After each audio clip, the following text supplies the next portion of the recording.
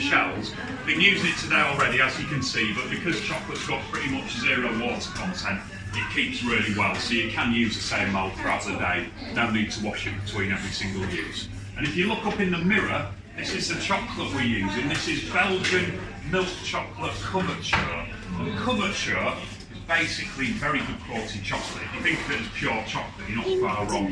There's nothing in there that doesn't cavity that's full and then scrape off any excess back into the tank. Once I've scraped it off all the way around, I'll give it a bit of a tap to get rid of any bubbles that are trapped in there.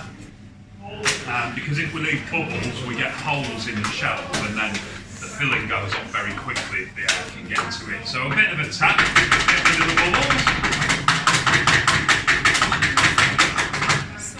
And then we're not making solid chocolate, we're only making shells. So the next thing to do is make some chocolate red.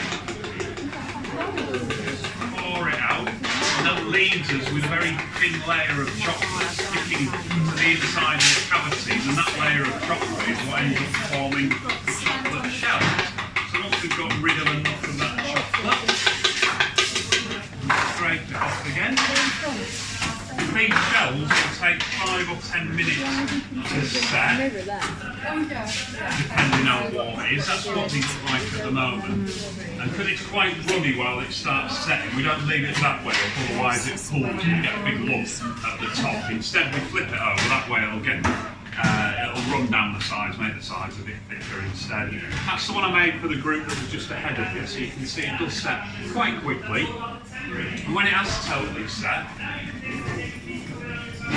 put the filling in. So in there you can see the lemon white chocolate ganache filling. Like any ganache, it's basically a liquid heated up with chocolate added that melts and blends into it. And you leave it to cool and you can just use a piping bag to pipe it straight in.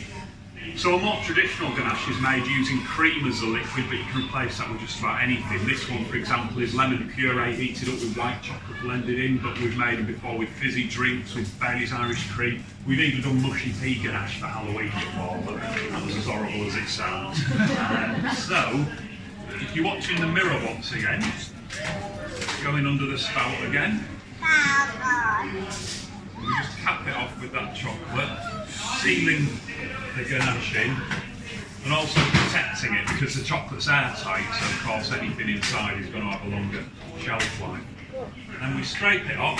This will go in the fridge for a short time, not too long, because we don't want the moisture in the fridge to settle on the chocolate and spoil the appearance. That's what it looks like before it goes in. About 10 minutes in now, like I say. And of course it is a Blue Peter fridge, so here's one we made earlier. Little flex to loosen it up, and then in theory the chocolate should have contracted as it's set, so it should come out fairly easy. And these are for you. Hold on, Sean. There we are. Yeah, these are for you. Has anyone got any allergies in this room? No? Okay. So there's 32 chocolates here with that lemon white chocolate ganache filling.